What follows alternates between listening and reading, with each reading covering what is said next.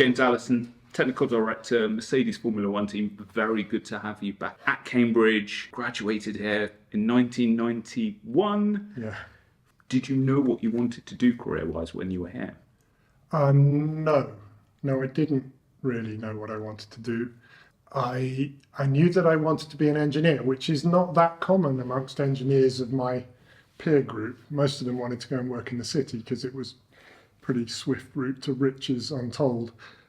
I knew I wanted to be an engineer. I was sponsored by an engineering company at university, and I knew that I liked that, and I wanted more of that. So I was convinced I wanted to be an engineer, but I didn't know the flavour. And it was only towards the end of my degree where I thought, well, someone has to design Formula One cars. I loved them, and I really liked them as a fan. Maybe they might consider me joining their throng. Was there one career decision you made early on in your career that you feel had a disproportionate impact on your subsequent opportunities? I wouldn't say it was a decision. There's definitely things that have happened to me that have had a disproportionate effect on me. I'd say one of the most important things that's ever happened to me was getting sacked, because I think a piece of advice I give to most of the young engineers joining the team, or any team I've worked for, has been, don't worry about your career. Your career will look after itself. Worry about enjoying what you're doing, because if you are clearly enjoying it, first of all, you'll give lots to it. Secondly, the people around you will like being around you because your enthusiasm will leak out of you for the pleasure you're taking from working alongside them on that thing.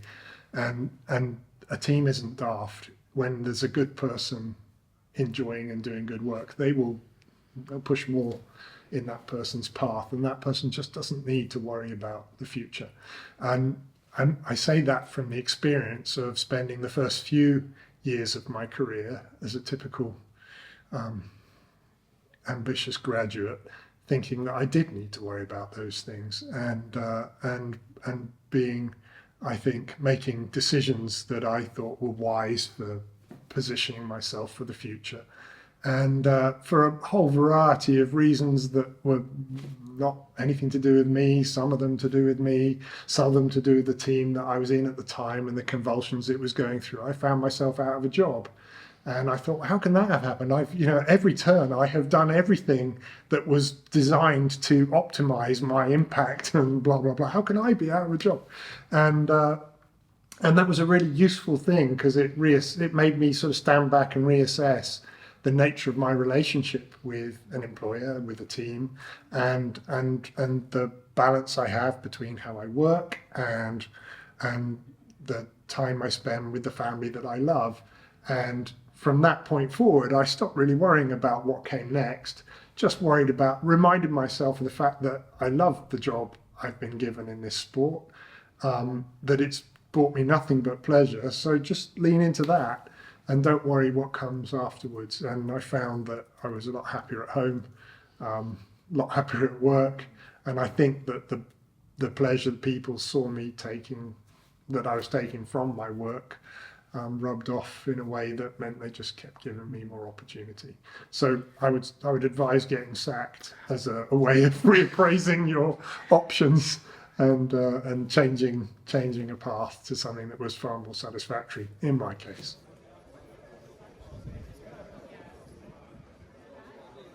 What do you look for when you pick up a CV? That's an important question, because I think when people write a CV, they are not writing it with anything like the emphasis that a reader of a CV applies when they read. I think people, they spend ages making sure that they've meticulously recorded their grades, that they've shown their work experience and stuff like that. And then as an afterthought, they put their interests at the bottom and, scribble out a few things. Maybe they try and think of something worthy to put there. I find that whenever I pick up a CV, the only CVs that come my way are the ones that have already passed the hurdle of the hygiene factors of they've got grades and stuff.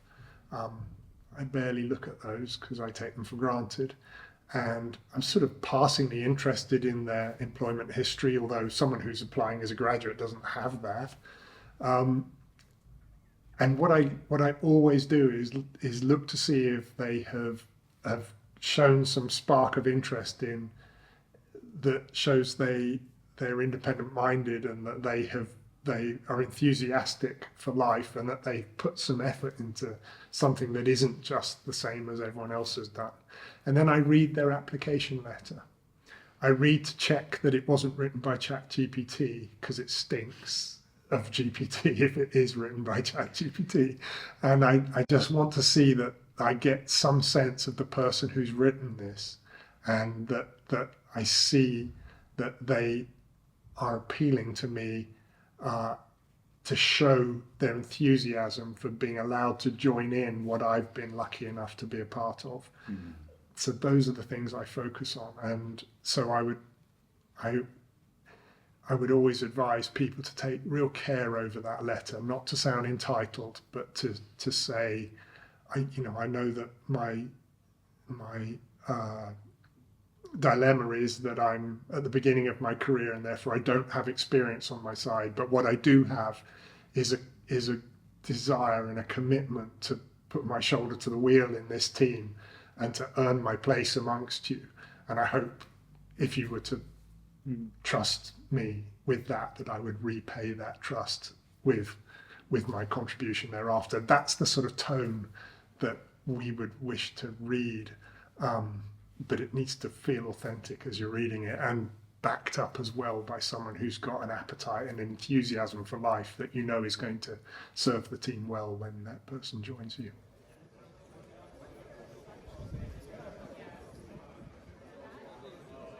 If you could learn one skill instantly, what would that be? I don't think I would want to learn any skill instantly because it would be valueless. I think the very point of a skill is that they are hard to acquire and therefore you treasure them because you know what it took. Anything you just get Johnny Mnemonic style where you plug it into your brain, what's the point of that? You've got to strive and then it means something to you. Is there a skill you strive for at the moment? There's all sorts of things. I'm busy studying for an instrument rating in private flying, which is not an especially difficult thing, but it's quite difficult to squeeze it in alongside a busy job. I love woodworking and I love acquiring skill in my hands to work hand tools with wood. But that's hard won, and it's deeply satisfying when you create something that's crisp and error-free. If I was allowed a gift as opposed to a skill, which is slightly different, I would like to have been gifted with more musical appreciation than I have. My late wife was an opera singer, and my children inherited from her a big slice of musical ability. They can all pick up instruments, they can all sing in harmony, they can all understand music on a level that is just alien to me. And I wish I'd been gifted at birth that skill, because I think there is a richness and a joy in that I am denied, that I would like to appreciate.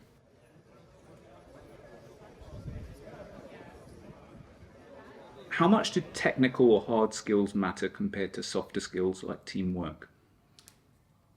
They matter differently at different phases. At the beginning of your career, you are inevitably going to be right at the coalface of technical minutiae, and you need, therefore, to have mastery over the niche bit of techno whatever that the team has put you to, hydraulics, electronics, aerodynamic, structural, composites, whatever.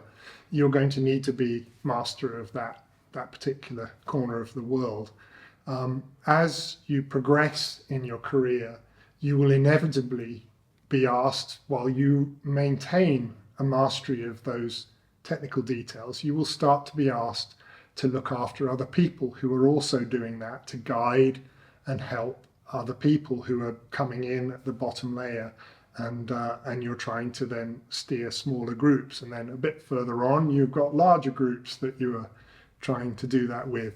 And as that happens, you gradually lose the connection to the really granular detail of the front line of the engineering, but you gain a lot more in terms of project management skill, in terms of keeping large groups of people aligned on a single goal. And there, the softer skills of working with people in a way that is straightforward and well measured starts to come to the fore. But this is just a sort of gradual transition as you gather experience in the sport.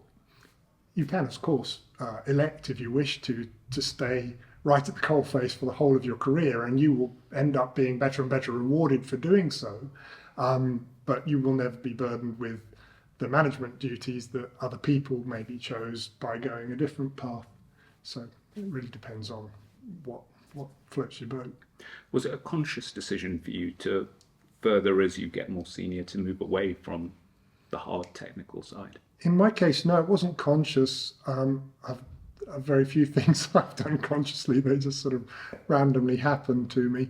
I've just been lucky to enjoy all the tasks that have been put before me, and gradually over time,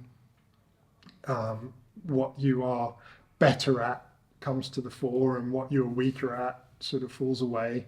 And the team tends to ask you to do the things that you've demonstrated competence in, and that's sort of governed the path that my career has taken.